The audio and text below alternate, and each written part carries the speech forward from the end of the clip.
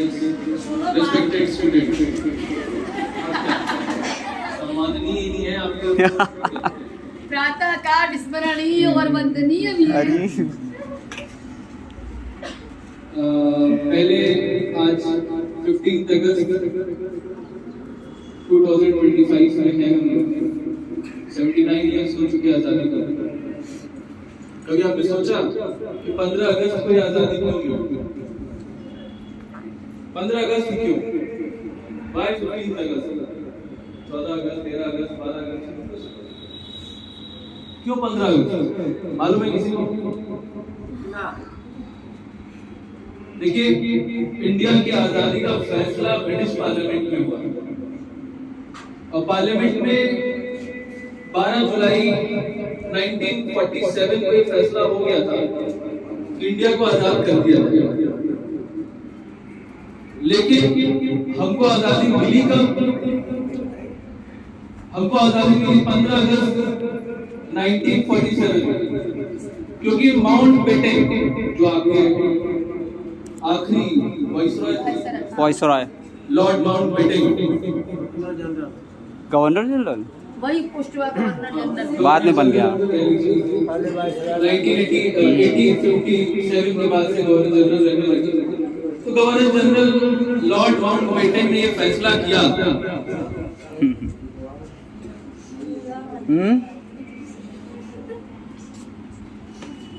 ने फैसला किया कि जापान 1945 में हारा था ब्रिटेन से। वर्ल्ड वॉर 2 के बाद जापान ने आत्मसमर्पण जब किया तो 1945 15 अगस्त को किया। तो 15 अगस्त फेवरेट तारीख थी लॉर्ड माउंट बेटन की। लॉर्ड माउंट बेटन ने कहा इसी दिन मैं भारत को आजाद करूंगा क्योंकि ये मेरे लिए सबसे शुभ दिन है। ये कहकर उसने 15 अगस्त 1947 को हमको फ्रीडम दे दी। फ्रीडम के हकदार या फ्रीडम के पीछे बहुत सारे लोग रहे, गांधी जी रहे, नेहरू जी रहे, कुछ नाम हम भूल जाते हैं, बहुत इंपॉर्टेंट है। अगर आप हिस्ट्री उठा के पढ़िए, आप नेट पे सर्च कर लीजिए कि अंतिम चरण की लड़ाई में सबसे बड़ा योगदान किस चीज का रहा आजादी में, तो आप देखेंगे कि सबसे पहला नाम जो आता है वो आजाद हिंद फौज का आता है। दूसरा नाम जो आता है क्विट इंडिया मूवमेंट का आता है, जो गांधी जी ने चलाया। तीसरा नाम जो आता है वो आता है इंडियन नेवी का, जिसने बगावत कर दी, ब्रिटिश सरकार के खिलाफ खड़े हो गए और बंगाल की खाड़ी से लेकर के और गुजरात और जो आज का पाकिस्तान बना है वहां के समुद्र तट तक इंडियन नेवी ने अपने सैनिकों के साथ हवा बोल दिया, अटैक कर दिया और ये अल्टीमेटम दे दिया यदि आप हमें आजाद नहीं करेंगे तो हम ब्रिटिश सरकार के ऊपर अटैक करेंगे। आजादी सिर्फ अहिंसा से नहीं आई, आजादी बलिदान से और हिंसा से भी आई, क्योंकि कुछ हैं जो लातों के भूत बातों से नहीं मानते, उनको डर था। साफ साफ ब्रिटिश पार्लियामेंट में जब आखिरी डॉक्यूमेंट पढ़ा गया जिसमें ये पारित हुआ 12 जुलाई को 1947, उसमें ब्रिटिश पार्लियामेंट ने कहा कि हमें डर है कि कहीं आजाद हिंद फौज और इंडियन नेवी ब्रिटिश सरकार को ब्रिटेन से न भगा दे। वर्ल्ड वॉर 2 के बाद आर्थिक तरह से खुल गई और सैन्य तरह से पूरी कवर टूट चुकी थी ब्रिटिशर्स की, लेकिन इसका इतना ज्यादा प्रभाव जो कि जर्मनी से आजाद हिंद फौज को सुभाष चंद्र बोस लीड कर रहे थे पड़ा कि उन्होंने जो है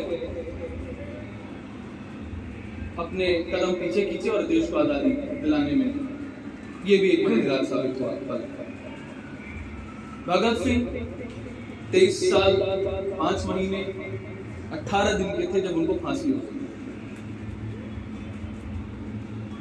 भगत सिंह जब जेल गए तो 63 दिन उन्होंने हंगर स्ट्राइक की थी, नमक और पानी पी के रहते थे। क्यों हंगर स्ट्राइक की थी पता है? हंगर स्ट्राइक उसने जेल से छूटने के लिए नहीं की, उसने जेल में सम्मान पाने के लिए हंगर स्ट्राइक किया। भगत सिंह ने कहा कि मैं या हमारे जैसे जो राजनीतिक कैदी हैं ये अपराधी नहीं हैं, हम राजनीतिक कैदी हैं और हमें उचित सम्मान मिलना चाहिए, हमें अच्छे कपड़े मिलने चाहिए, हमें उचित खाना मिलना चाहिए, हमें अच्छा सेल मिलना चाहिए, हमें अखबार मिलना चाहिए, लिखने पढ़ने की हमें फैसिलिटीज मिलनी चाहिए। इसलिए 63 डेज की हंगर स्ट्राइक हुई। जो पल भगत सिंह ने जेल में बिताए, एक अंग्रेज वाकया आता है कि अंग्रेज ने भगत सिंह को कहा कि तुमको क्या लगता है हंगर स्ट्राइक करके तुम जीत जाओगे, तुमको लगता है?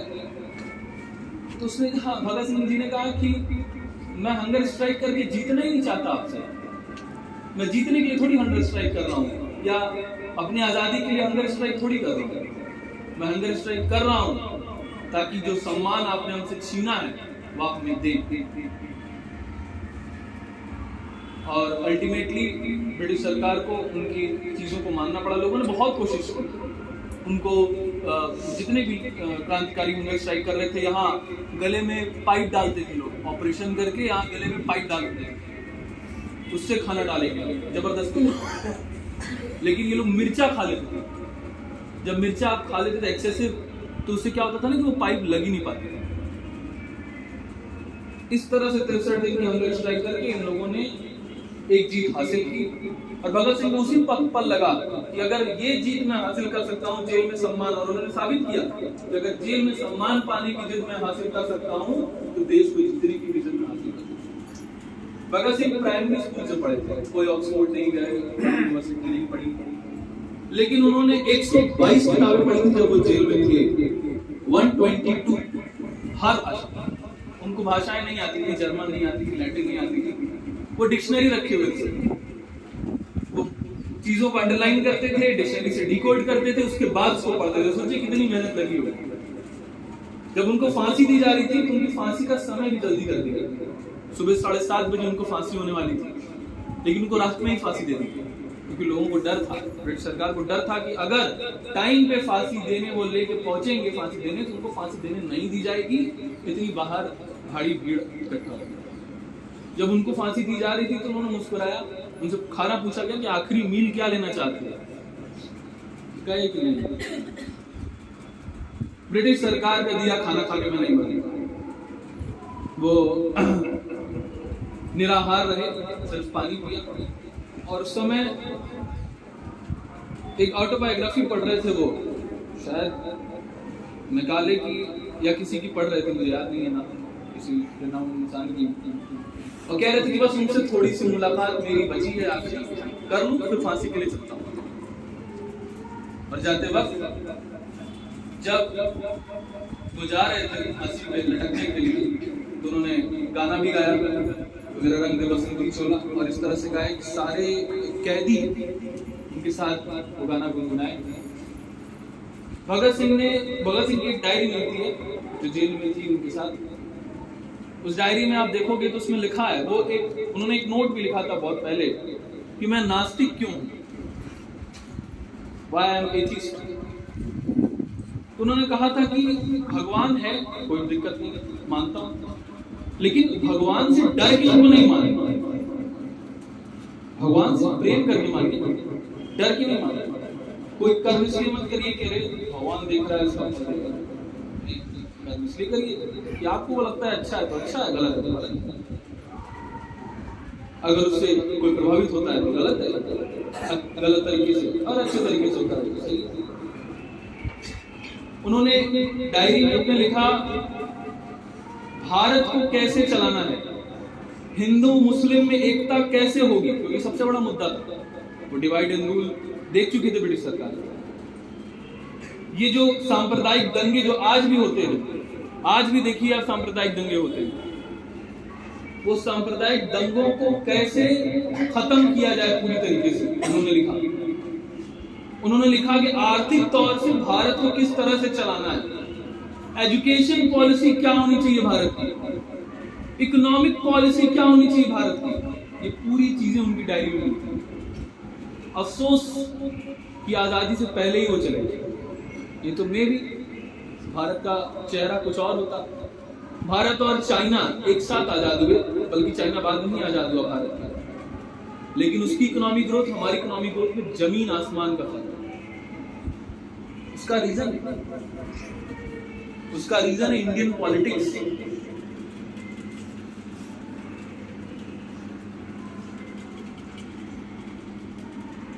बहुत सारी बातें, बहुत सारे कारणों से बहुत सारी बातें हुई हैं, बाकी तो क्लास में पढ़ाते ही रहते हैं। तो आज के लिए थैंक यू।